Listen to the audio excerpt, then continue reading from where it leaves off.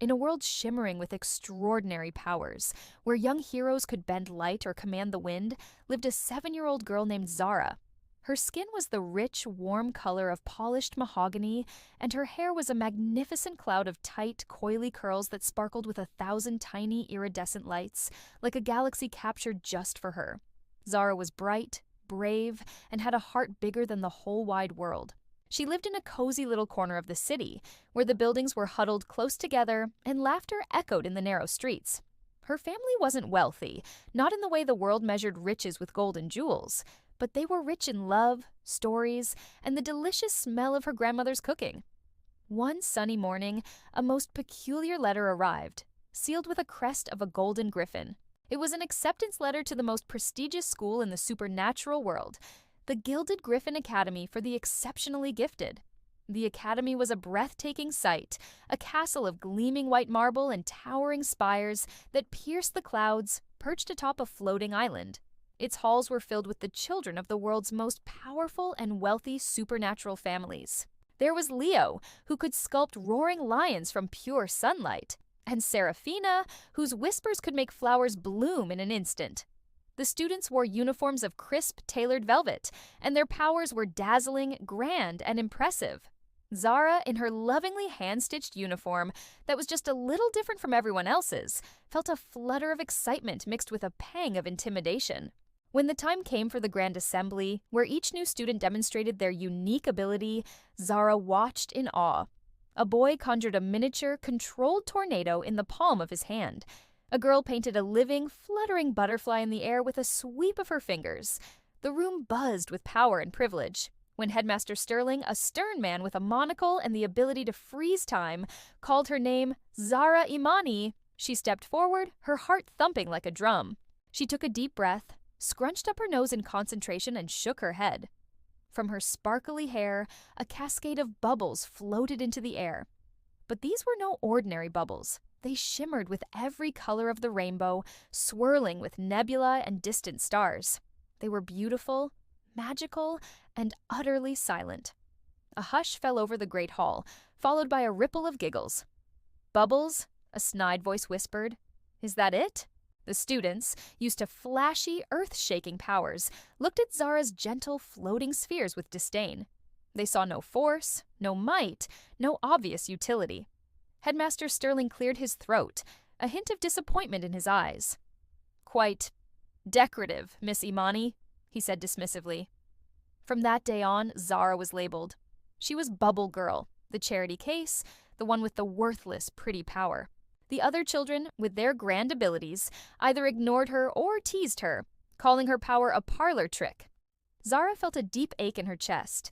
Her bubbles, which had always brought her and her family such joy, were now a source of shame. Zara tried her best to fit in. She studied hard, mastering theories of heroics and supernatural history. She was kind to everyone, even those who were cruel to her. But in every practical class, she was left behind. While others were building ice bridges or teleporting across chasms, Zara could only produce her silent, beautiful bubbles. One afternoon, during a particularly difficult training exercise, a bully named Maximus, who could generate powerful sonic booms with a clap of his hands, cornered her. "Still playing with soap, Imani?" he sneered, knocking her books to the ground. "You don't belong here. You're a joke."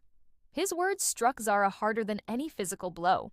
That night, as she looked at her reflection, watching the sad, lonely bubbles float from her hair, she made a decision. Her heart was heavy, but her spirit was resolute. She packed her small bag, left a note on her perfectly made bed, and slipped away from the Gilded Griffin Academy under the cover of darkness. She didn't belong in a place that couldn't see the value in her light. Back in her own vibrant, bustling neighborhood, Zara felt a sense of relief. Here, no one judged the magic in her hair.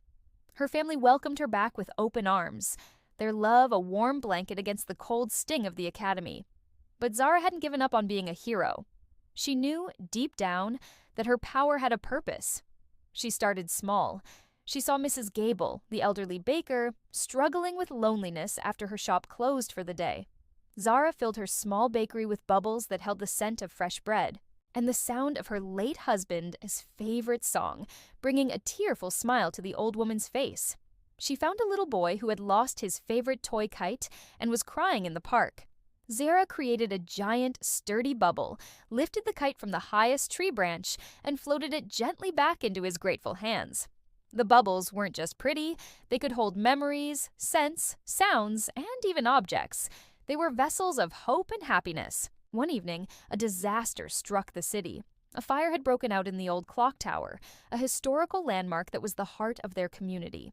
The fire department was struggling, the ancient, fragile structure was too unstable for heavy ladders, and the height was too great for their hoses to reach effectively.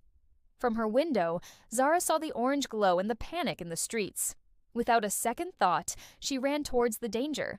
The heat was intense, and smoke filled the air. She saw the fear in people's eyes. Remembering her training, she focused, her mind clearer than it had ever been.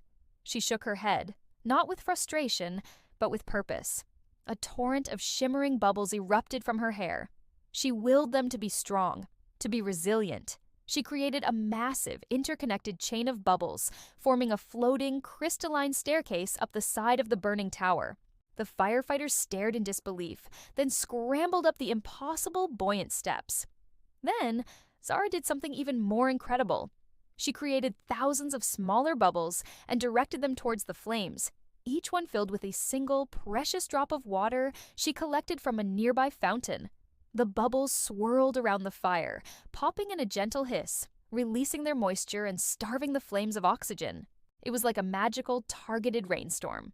Her worthless power was doing what brute force could not. She saved the clock tower. From the crowd below, a roar of cheers and applause erupted. The news crews who had been broadcasting the disaster now focused their cameras on the small 7-year-old girl with the galaxy in her hair. Back at the Gilded Griffin Academy, the students and Headmaster Sterling watched the broadcast in stunned silence.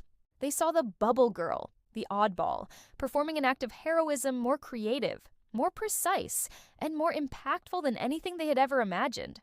Zara, standing tall amidst the fading smoke, had proven that true power isn't about being the loudest or the strongest.